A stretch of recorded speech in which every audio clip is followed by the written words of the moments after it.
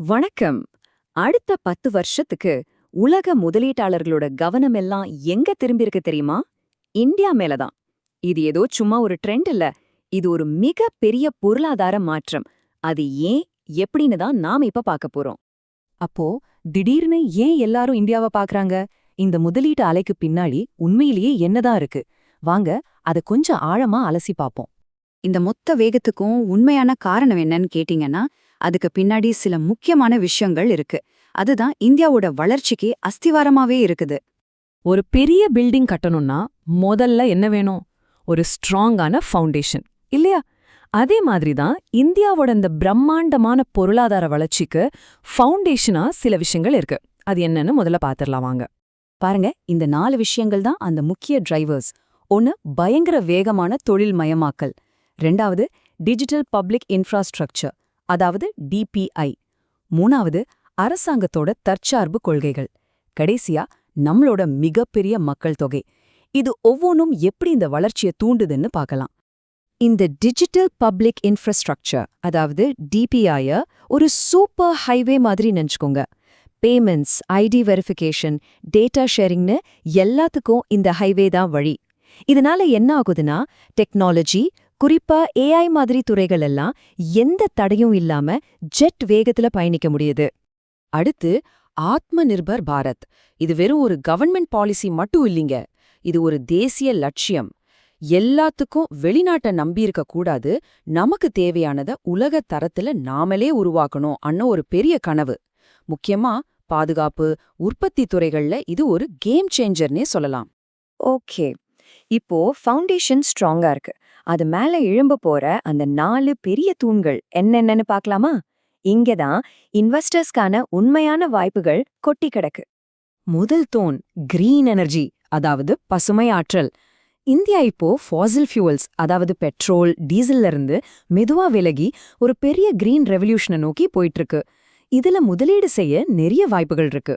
குறிப்பா சொல்லணும்னா solar energy, அப்புறம் கிரீன் ஹைட்ரஜன். இதுல தான் இந்தியா முழு கவனத்தையும் வச்சிருக்கு. ரிலையன்ஸ், அதானி மாதிரி பெரிய தலைகள் எல்லாம் பில்லியன் கணக்குல இதுல முதலீடு பண்றாங்கன்னா யோசிச்சு பாருங்க, இது எவ்ளோ பெரிய மார்க்கெட்னு. முக்கியமா நம்மளோட டேட்டா சென்டர்ஸ், டெக் கம்பெனிகளுக்கெல்லாம் இந்த சுத்தமான ஆற்றல் தான் பவரா இருக்க போகுது. 2வது தூண் நிச்சயமா டெக்னாலஜி தான். அதுலயும் குறிப்பா ஆர்டிஃபிஷியல் இன்டெலிஜென்ஸ், அதாவது ஏஐ. கொஞ்ச நேரத்துக்கு முன்னாடி நாம டிபிஐன்னு ஒரு டிஜிட்டல் ஹைவே பத்தி பேசணும் இல்லையா? அந்த ஹைவே தான் இந்த ஏஐ வளர்ச்சிக்கு ஒரு சரியான லான்ச் பேடா அமைஞ்சிருக்கு. அந்த டிபிஐ ஒரு லான்ச் பேட்னா, ஏஐ தான் அதுல இருந்து கிளம்புற ராக்கெட். சரி, ராக்கெட் இருக்கு, லான்ச் பேட் இருக்கு, ஃபியூயல் வேணாமா? அதுதான் நம்ம நாட்டுல இருக்கிற கோடிக்கணக்கான இளம் திறமையாளர்கள். இந்த இன்ஃப்ராஸ்ட்ரக்சரும் டேலண்டும் ஒன்னா சேரும்போது வளர்ச்சி எங்கேயோ போயிடும். அடுத்ததா 3வது தூண். இது கண்ணுக்கு தெரிகிற வளர்ச்சி, அதாவது ரியல் அசெட்ஸ் மற்றும் இன்ஃப்ராஸ்ட்ரக்சர். நீங்க எங்க பார்த்தாலும் தெரியும், புது புது ஹைவேஸ், ஃபேக்டரிஸ், ரியல் எஸ்டேட் ப்ராஜெக்ட்ஸ்னு நாடு முழுக்க கட்டுமான பணிகள் ஜெட் வேகத்துல நடக்குது. இது வெறும் சிமெண்ட், செங்கல் இல்ல. இதுதான் மத்த எல்லா செக்டாரும் வளர்றதுக்கு தேவையான ரத்த நாளங்கள் மாதிரி. இதனால தான் ஃபாரின் டைரக்ட் இன்வெஸ்ட்மெண்ட், அதாவது அந்நிய நேரடி முதலீடும் இங்க அதிகமா வருது. கடைசியா 4வது தூண்.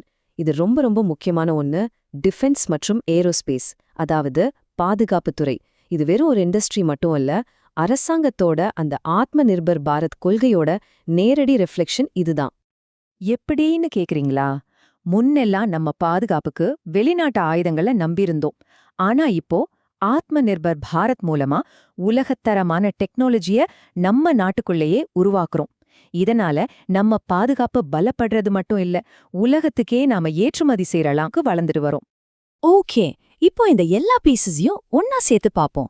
இந்த ஃபவுண்டேஷன், அது மேல நிக்கிற இந்த 4 தூண்கள், இதெல்லாம் சேர்ந்த எப்படி இந்தியாவோட எதிர்காலத்தையே மாத்த போகுதுன்னு ஒரு பெரிய பிக்சர் பார்க்கலாம்.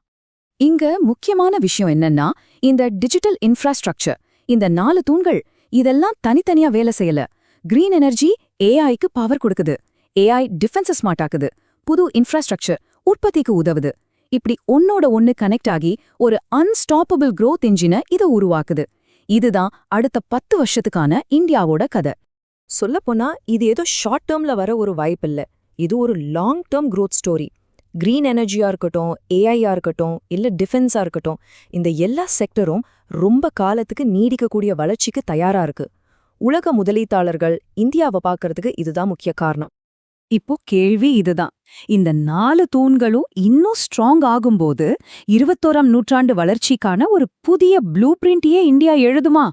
இந்த மாபெரும் மாற்றத்தை சந்திக்க உலக பொருளாதாரம் தயாரா இருக்கா? இத பத்தி நீங்க என்ன நினைக்கிறீங்க?